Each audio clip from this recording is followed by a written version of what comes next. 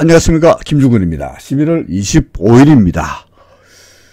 11월 하순인데, 그죠? 오늘 서울 기온이 바깥이 지금 영하 6도라 그러네요.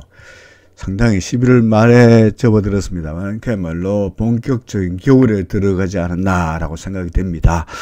겨울이 되려면 12월 달도 있고, 1월 달도 있고, 2월 달도 있는데, 이제, 계절은 늦을 수가 없죠, 그죠? 자, 날씨는 그렇고요. 항상 우리는 지난주에, 이게 현재, 지난주 차트입니다. 지난주 11월 17일 현재, 요 날이 11월 17일 현재의 차트이죠, 그죠? 11월 17일 현재 차트인데, 이런 상황에서 우리가 지난주에 어떤 예측을 했고, 실제로 주가가 어떻게 움직이느냐를 복습을 통해가지고, 우리가 알고 있는 지식이 제대로 잘 맞고 있는지 않는지를 한번 따져보도록 하겠습니다. 자, 지난주입니다. 자, 이럴 때 우리가 어떻게 예측을 했느냐. 일목균형표에서 통상적으로 지지나 저항의 역할을 한다는 것이 구름과, 그죠? 그리고 전환선, 기준선 이런 걸 했죠, 그죠? 그래서 현재 이런 상태에서 볼 때, 후행 스팬을 볼 때, 여기서 아마 지지를 되겠구나. 여기서 지지가 되겠구나. 반면에 여기가 구름의 하단이 지지가 될 것이고, 반면에 구름의 상단 정도가 저항이 될 것이다. 따라서, 이후에, 11월 17일 이후에 시장은 어떻게 될 것이냐. 여기서 지지를 받고 위쪽으로 저항을 받으면서 오락가락 하는 그런 모습이 되리라 라고 예측이 가능했죠, 그죠? 실제로 그 이후에 주가가 어떻게 됐는지를 우리가 알고 있습니다만 한번 볼까요?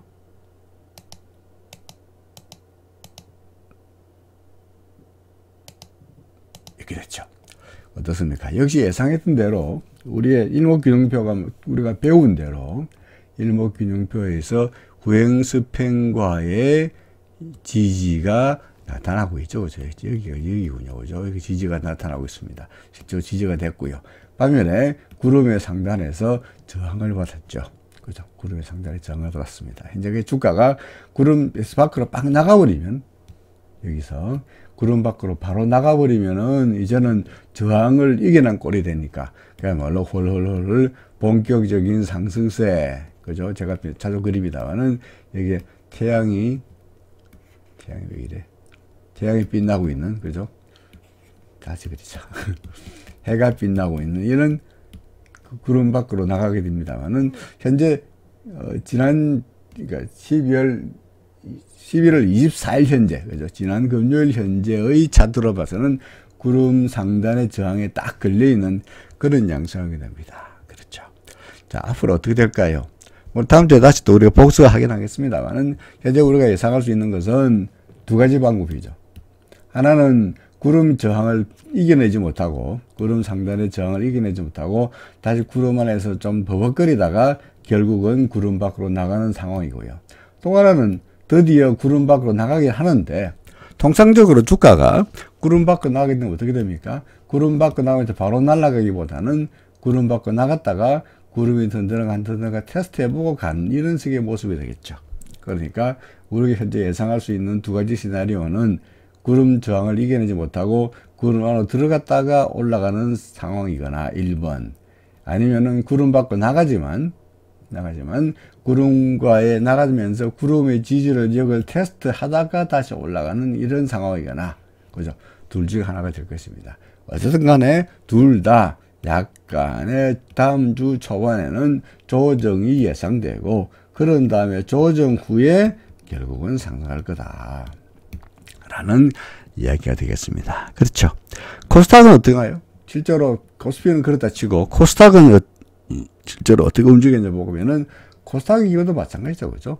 코스닥의 경우에도 역시 구름 하단에 이제 만나게 되는데, 후행 스팬은 캐들을 넘어섰습니다만은, 구름 하단을 만나게 되다 보니까, 구름을 만나면서 이 구름이 두텁다 보니까, 이렇게 버벅거리면서 약간의 조정이 있고 한 다음에 상단을 넘어서는 모습이, 당장 다음 주에 상단을 넘어서면서 구름 밖으로 넘어설 가능성은 현재는 크지 않다고 보여지긴 합니다만은, 결국은 코스닥의 경우에도 구름의 저항이 예상된다. 코스피의 경우에도 구름을 넘어서더라도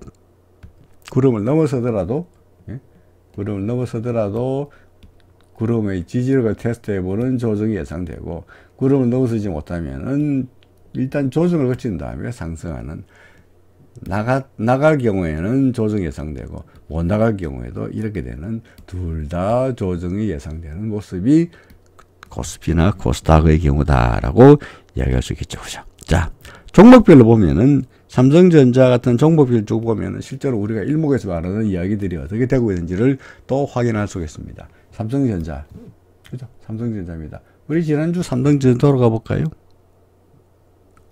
지난주에 삼성전자가, 아이고, 너무 매웠다. 이 잘못 걸리겠습니다. 삼성전자가, 어디니까, 끝이 어디 가버렸나. 여기 있군요. 자, 삼성전자, 하나, 둘, 셋, 넷, 다섯. 여기죠, 그죠?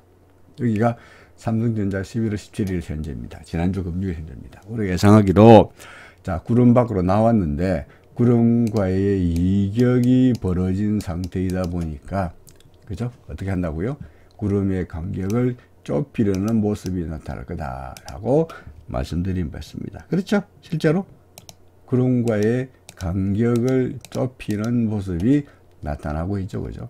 자, 요게 조정입니다. 그죠? 근데 이미 이제 전환선의 그 지지를 받고 있고, 내려와 봤자 기준선의 지지를 받을 테니까 조정을 받더라도 구름까지 내려가기보다는 1차적으로 전환선의 지지를 받고 돌아서는 케이스, 아니면 더 내려오더라도 기준선의 지지를 받고 돌아서는 케이스, 어떤 경우든 간에 약간의 조정은 더 있을지 모르겠으나 그 전반적으로 큰 흐름상으로는 문제가 없다라는 이야기죠. 후행스팬이 이미 캔들 넘어 위로 넘어가 있는 상태이고요. 그죠? 그러니까 삼성전자 여전히 긍정적으로 봐도 괜찮지 않겠냐라고 보여집니다. 하이닉스도 마찬가지죠. 그죠? 하이닉스도 역시 구름과의 이격을 좁히려는 모습이 나타나고는 있으나 역시 후행스팬의 지지도 기대되고 있고요.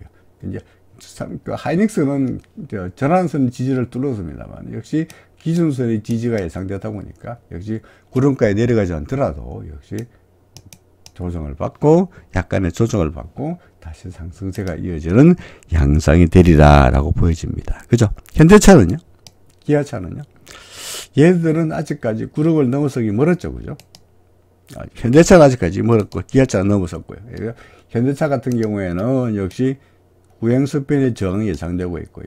역시 가다 보면은 구름이 얇으니까 저항은 그다지 강해 보이지 않긴 합니다만은 하여간 이렇게 되면서 구름의 저항을 넘기는 모습이 예상된다라고 보여집니다. 기아차는요, 이미 구름을 넘어선 상태이다 보니까 후행스팬의 지지를 기대하면서 이렇게 되는, 그죠? 양상이 예상할 수 있을 거다라는 겁니다. 이번 주에 특히 눈에 띄는 종목은 카카오입니다. 카카오. 그죠? 카카오입니다. 카카오 어떻습니까? 지난주에 말씀드렸습니다만은 역시 상단을 저항을 볼까요? 뒤로 돌아가서 하나, 둘, 셋, 넷, 다섯. 그죠? 지난주에 제가 뭐라 말씀드렸느냐? 상단의 요거를, 요놈을, 그죠? 저항을 이겨내면은, 그죠? 어떻게 됩니까? 상승세죠. 실제로 상단의 저항을 마침내 이겨냈고요. 그리고는 쭉쭉쭉 올라갔습니다. 자, 앞으로 예상되는 시나리오는 어떻게 된다고요? 구름을 넘어갔으니까 조정을, 구름이 든든한 테스트 해보고는 가는, 이런 식의 그림이 되겠죠. 아마 코스피나 코스닥이나 다 똑같은 전철을 보이리라고 보여집니다. 삼성전자도 마찬가지였고요. 그러니까 카카오도 역시 긍정적으로 보인다입니다. 네이버는요, 비슷한 네이버는요, 카카오는 구름을 넘어섰는데 네이버는 아직은 못 넘어갔네요. 그죠? 그러니까 네이버도는 구름 안에서 좀 시간을 끌면서 구름과의 싸움을 통해서 저항력을 만든 다음에 체력을 기른 다음에 상승 쪽으로 넘어서지 않겠나라고 보여집니다. 그죠? 지난주에 제가 여러분들에게는, 지난주에는 제가 셀트리온 괜찮아 보인다라고 말씀드렸죠. 그죠? 셀트리온. 실제로 셀트리온 하나, 둘, 셋, 넷, 다섯 여기였는데, 셀트리온 그 당시에 금요일 날 16만 8천원 정도였는데, 이후에 구름을 넘었었으니까 쭉쭉쭉쭉 갔고요. 그런 다음에 이제 구름과의 이격을 좁히려는 조정이 이제 나타나고 있죠. 근데 뭐 조정을 보여봤자 1차적으로 전환선, 2차적으로 기준선의 지지를 받고 돌아서는 모습이니까 여전히 설득력은 긍정적이다라고 이야기할 수 있을 것 같습니다. 그렇죠. 그렇죠. 반면에 2차 전지 관련주들은 자, 쭉 볼까요? 자, 뭡니까?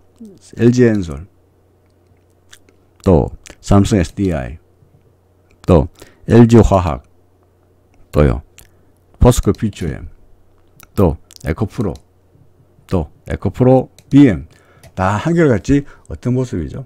구름 아래쪽에 있죠. 그죠? 그러면서 구름의 저항이 예상되죠. 에코프로, 구름의 저항, 삼성, LG엔솔, 구름의 저항, 또 SDI, 구름의 저항이다 예상됩니다. 그러니까 삼성 SDI나 LG엔솔이나 또는 LG화학이나 또는 포스코 퓨처엠이나 에코프로나 등등의 종목이 다시 한번 시장의 주도주가 되면서 각광을 받기 위해서는 역시 구름의 저항을 넘기고 가기에는 아직은 좀 더 시간이 필요하지 않겠냐라고 생각이 됩니다. 지지난 주인가요? 제가 구름의 이격이 바로 벌어졌기 때문에 상승세가 나타날 텐데 아무래도 먼저 반짝하고 2차 전지 관련주들이 반짝하지 않겠냐라고 말씀드린 바 있긴 합니다만은 역시 시장, 그는 이제 소위 가격에 대한 메리트였고요. 지금부터는 어느 정도 바닥에서 올라선 상태이다 보니까 이런 종목들이 상승세로 돌아서고 시장의 과거처럼 시장의 주도주로 등극하기 위해서는 여기 추세가 살아나야 될 텐데 그러기에는 역시 시간이 필요해 보인다라고 생각이 됩니다. 자, 전반적으로 봐서 시장은 이제 바깥 바람은 춥습니다만은 조금씩 온기를 되찾으려고 시도하고 있는 모습은 분명히 보입니다. 다만 역시 일목균형표상으로 보았을 때 코스피 지수 같은 경우에는 구름을 넘어서든지 간에 약간의 초반의 조정은 있어야 될 것 같고요. 코스닥 지수 같은 경우에는 역시 구름을 넘기기 위해서는 역시 시간이 좀 더 필요할 것 같으니까 바깥 날씨처럼 시장에 확연하게 상승세를 보이기에는 여전히 우리로서는 시간이 필요하다.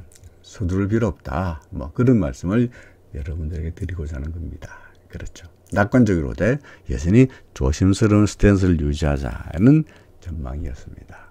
자, 이번 주는 이렇게 말씀드립니다. 다음 주에 다시 뵙겠습니다. 고맙습니다.